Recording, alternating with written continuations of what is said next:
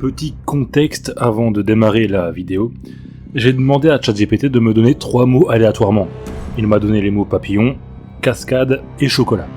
Et après je lui ai demandé de m'écrire 3 cours d'histoire horrifiques avec ces 3 mots et il me les a faites. Donc la vidéo qui va suivre, ce sont 3 histoires créées par ChatGPT avec 3 mots qu'il a choisis. Donc à vous de juger de la qualité des récits. Dans tous les cas, je vous souhaite une très bonne écoute.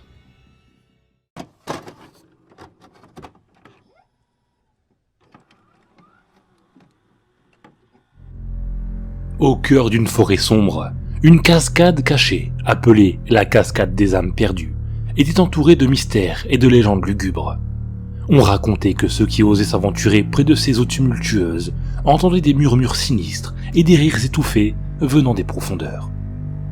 Un groupe d'amis curieux décida un jour de défier les avertissements et d'explorer la cascade. Lorsqu'ils atteignirent les rives, ils furent accueillis par une brume épaisse qui semblait se mouvoir avec une vie propre. Les gouttelettes d'eau semblaient former des visages éphémères qui les observaient avec une lueur malveillante. Alors qu'ils s'approchaient, ils découvrirent une ancienne stèle près de la cascade, couverte d'inscriptions effacées. En y regardant de plus près, ils discernèrent le nom de chaque membre du groupe, inscrit comme s'ils avaient été gravés là depuis des siècles.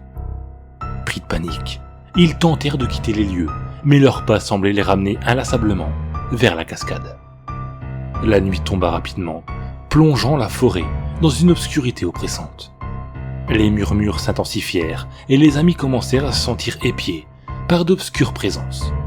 Les ombres dansaient, prenant des formes déformées et effrayantes. L'un après l'autre, les amis furent envoûtés, attirés par la cascade. Leurs cris retentirent, se mêlant aux rires démoniaques qui semblaient résonner des profondeurs de l'eau.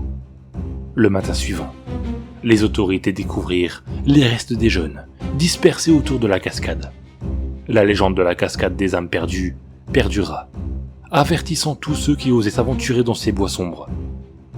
Certains disent que les esprits des amis piégés errent toujours près de la cascade, attirant les intrépides pour les ajouter à leur triste sort.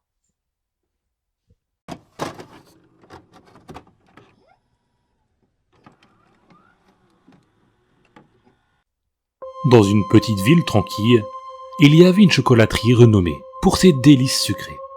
Les habitants s'y rendaient régulièrement pour satisfaire leur envie de douceur. Cependant, il se murmurait des rumeurs étranges à propos de la chocolaterie. Certaines personnes disaient avoir vu des ombres se déplacer dans les fenêtres la nuit, tandis que d'autres prétendaient avoir entendu des bruits mystérieux provenant de l'intérieur. Un soir, un groupe d'amis décida de vérifier ces rumeurs par eux-mêmes. Ils attendirent que la nuit tombe et se dirigèrent vers la chocolaterie. Les lumières étaient éteintes, mais ils pouvaient sentir l'odeur enivrante du chocolat flottant dans l'air. Ils pénétrèrent dans le bâtiment silencieux, armés de lampes de poche. Alors qu'ils avançaient dans les couloirs sombres, ils découvrirent des pièces remplies de chocolat de toutes sortes. C'était un paradis pour les amoureux du cacao, mais quelque chose n'allait pas. Ils entendirent soudain des chuchotements, comme si quelqu'un murmurait à leurs oreilles. Mais il n'y avait personne en vue. Plus ils avançaient, plus les chuchotements devenaient distincts et menaçants.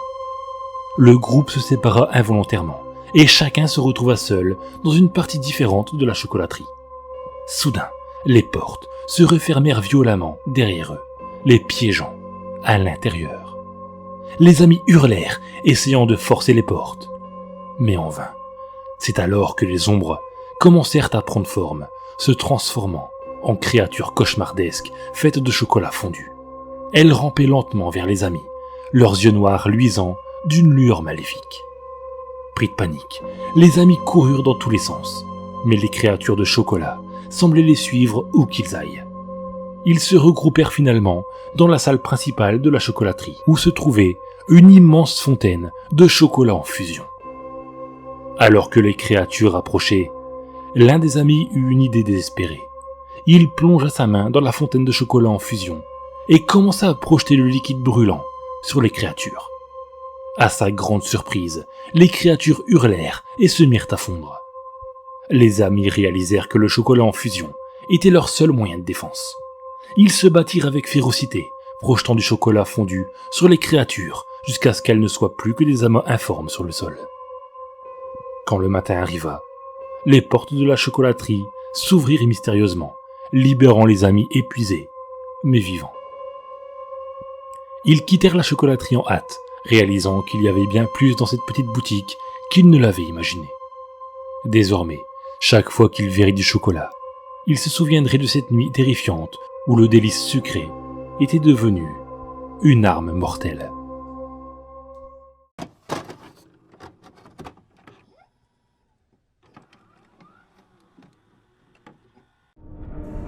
Dans une petite ville nichée au cœur d'une forêt dense, une légende sinistre planait depuis des générations.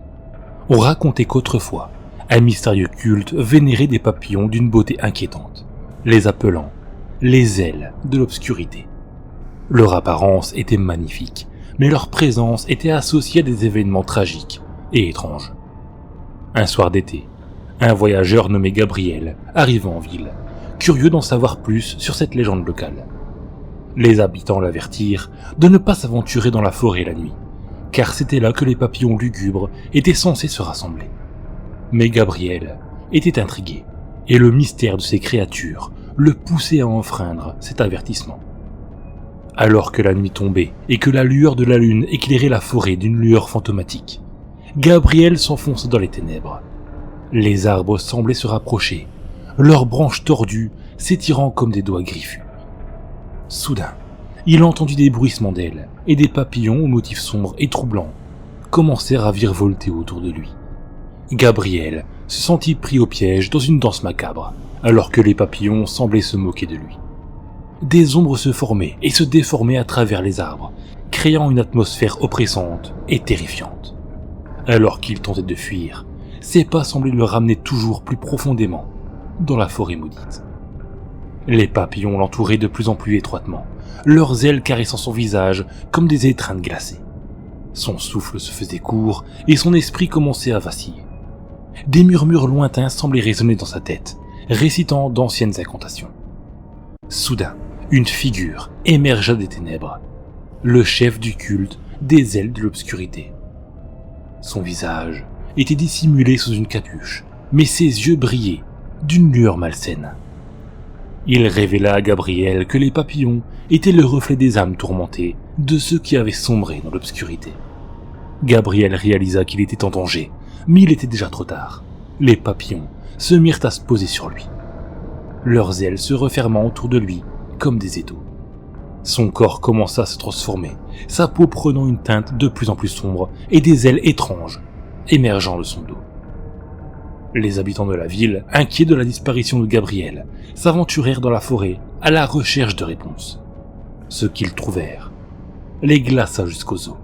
Un homme papillon aux ailes ténébreuses, aux yeux vides et hantés. Les habitants réalisèrent avec horreur que la légende était bien réelle. Depuis ce jour, la forêt restait imprégnée de la présence sinistre des ailes de l'obscurité, et les habitants de la ville continuèrent de raconter l'histoire de Gabriel comme avertissement. Personne n'ose s'aventurer dans la forêt la nuit, de peur que les papillons lugubres ne réclament une nouvelle âme pour leur sombre culte.